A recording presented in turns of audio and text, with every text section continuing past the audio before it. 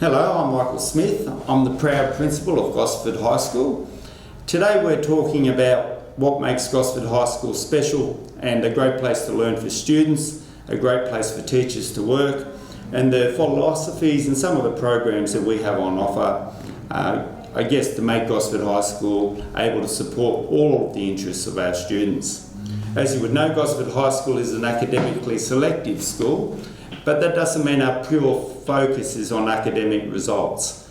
All of our programs are designed around wellbeing, diversity, and supporting all of the individual needs of the students in our school.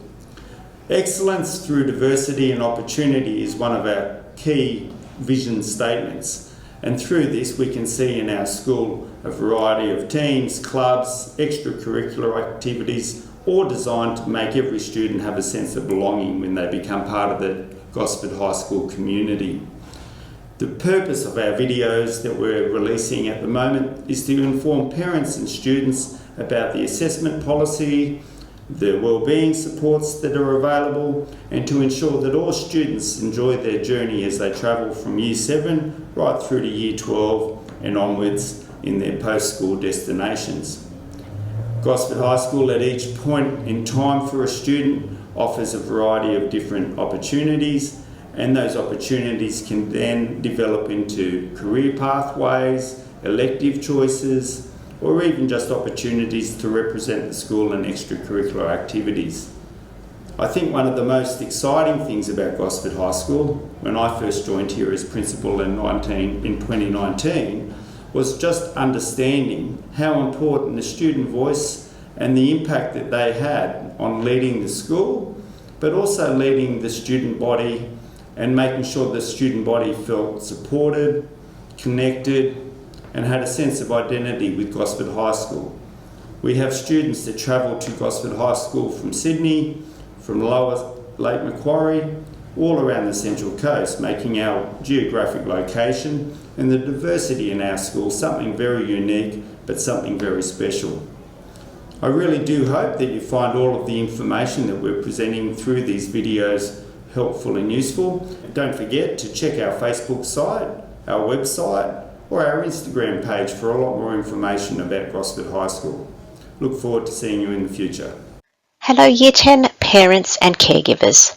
Mrs. Scalise here, and I have the privilege of being the Year 10 Deputy for 2021. The presentation that I have for you focuses on a number of different areas that are important for you as parents and caregivers of the current Year 10 cohort. On the screen at the moment is the website address for NESA, the New South Wales Education Standards Authority. It is a great resource for students, but also parents and caregivers, and is the go-to place for information related to subjects, syllabus, and assessment. The record of school achievement is something that our Year 10 students will be working towards. It is a reflection of the courses they've studied at school, their application and effort, and their achievement of outcomes. Currently, on the slide, there are 3 examples of Rosa Certificates, and these are based on the level of achievement of a student at the point in time when they leave school. In the case of Gosford High School students, our students would leave with the credential of their higher school certificate. At the start of this year, the assessment policy and schedules was emailed to all Year 10 students and parents and caregivers and uploaded to the parent portal. If you haven't already, I would encourage you to have a look at the assessment policy and schedule and have conversations with your son or daughter around how they're planning for their assessments moving forward into terms 2, 3 and 4. The assessment policy that was emailed earlier this year not only details the schedules, but it also gives an understanding of the responsibilities of our Year 10 students. So what are these responsibilities?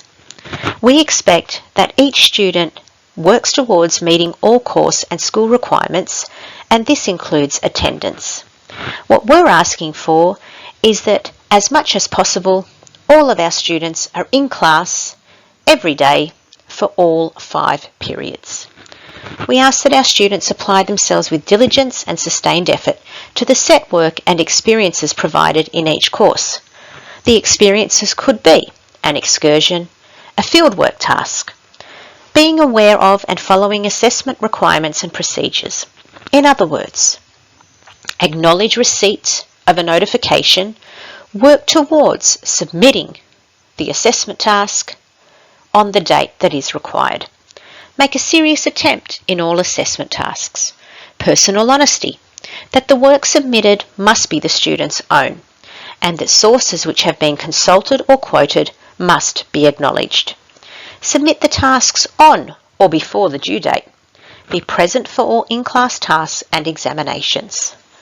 The student's responsibilities are really important because not only are these responsibilities reflected in the Year 10 assessment policy and schedules, but they are also the same for Year 11 and Year 12. So if we can encourage our students to engage with these responsibilities, it will set themselves up for Years 11 and 12. Currently on the slide is an example of an assessment schedule, and this happens to be for English. You can see here that for English in Year 10 there are 4 tasks, which each of those happening across Term 1, Term 2 and then 2 in Term 3. And then it has the weightings which add up to 100, and at the end of the year the student's achievement would be reflected in a grade. Not only is there an assessment schedule for English in the booklet, but there are assessment schedules for all of the subjects that the students study. And again, I would encourage our students to be proactive, start thinking about the tasks for Term 2 so that they can start planning for what it is that they have coming up. Sometimes a student isn't able to complete the assessment task for a variety of different reasons, and they know that they need to complete an assessment task appeal through myself as the Deputy of Year 10. The document that is required to be completed is available in the assessment booklet, but in most cases students will pop into the Deputy's office to collect one. And what they need to be able to do is give reasons why they weren't able to complete the task, why they require an extension, and this will mean that documentation will need to be associated with that. That might be a medical certificate, a letter explaining the situation from a parent or caregiver, and then in consultation with myself, we will work towards a resolution. That might mean that the student is granted a 1-week extension, or it might mean that because the student missed the assessment task, on their first day back from their illness, they need to sit the task in a period that is allocated by myself. So all students need to realise that if they miss an assessment task, they need to be prepared to undertake that task on their first day they are back at school.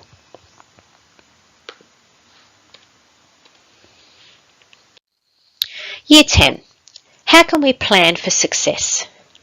I would encourage you as the parents and caregivers of Year 10 to have conversations with your student around what it was like for them in Year 9 and how they can learn from that as they move successfully through Year 10. So there's a couple of questions here that you might like to use as a guide. You could ask your child, how well did you go in Year 9? What do you think you need to do differently in Year 10? What things helped you in the past? What do you need to do to be able to keep doing these things? Or what were some of the things that didn't work for you? Are there things that you need to do differently? Importantly, these questions will allow for conversations that will set the student up for not only Year 10, but also for Years 11 and 12. The art of knowing where to start. Year 10 is a big year for our students. There are a number of assessment tasks that they need to complete, and they need the support of not only the school, but also their parents and caregivers. So how can we assist? It's about talking it through. How can we get the student to prioritise and plan their assessment tasks? Can they break it down? Rather than it being one very large assessment task, can it be broken down into smaller parts so that each of these can be done well in advance of the end submission date? Set milestones. Sometimes a student might have in Year 10 an assessment task that's a project that could take a whole term. Think about setting small deadlines along the way so that it isn't a last-minute rush to get it completed. And this is a really important one for me because many of our Year 10 students will choose subjects for Year 11 and 12 that have major works or bodies of work, and many of these will go for terms at a time. The last one there is keep on track. As a parent or caregiver, just touch base every now and then to see how they're actually going. Revise, revise, revise. Often we get asked, what's the difference between homework and study? Study is that component where we revise the learnings from the day. Encourage your child to think about the long game, not just the now, but by revising every day, you are actually working towards the long game. Truly understand and be able to apply knowledge makes much more sense and can actually help them to do better on tests. In other words, if a student is coming home every day revising the work that they've learnt from that lesson, they are more likely to remember. Study like a tortoise, not a hare. Short but frequent revision sessions are much more effective than last-minute cramming. Match revision techniques to the material. For example, write short bullet point summary notes of the information in their textbooks. Read their study notes out loud to increase comprehension. Quiz themselves on the information they have studied. Read past exam papers on the topics they are studying. Use online revision tools for subjects such as languages. And importantly, just because we're asking them to study, it doesn't mean they have to do it solo. And sometimes that would mean that you could involve yourself as well as a parent and caregiver. You could ask them questions that they have to respond to with an answer, or you could encourage your child to get together with other students and have study groups at school. Currently on the screen is a term assessment planner, and this is also available on the parent portal. And if your child hasn't, I would encourage them to think about doing this for next term. They need to go through the assessment policy and schedules booklet and identify what weeks they have an assessment task and the subject it's for. Then they have a visual of the things that are coming up for them in term 2. There's also a study timetable available on the parent portal. And this is a great thing for students to visualise what their day would look like. How many hours they're at school, incorporate travel, sport, employment, but also family time, meals, fun, all those sorts of things need to be included, but at the same time they can also allocate time slots where revision, assignments can be completed. What are the top tips for assessments? I would ask that you encourage your child to revise regularly over the term. If your child has done their revision and thoroughly understands the work, they will be much more confident when the time comes for exams. Take breaks. While they are studying, encourage your child to get up and walk around regularly to keep the blood flowing and clear their head. This will help the brain to absorb and process information. Short exercise breaks are great too. Drink water. Water is very important for the brain and body. Encourage your teenager to drink water and avoid drinks with caffeine.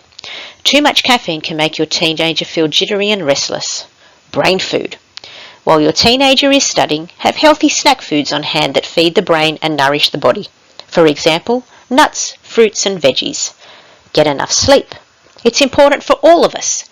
Research shows that sleep deprivation can actually impede learning and reduce exam performance. So it's important to encourage your teenager to go to bed early during exam time. Breathe. Encourage your child to breathe deeply if they are feeling nervous.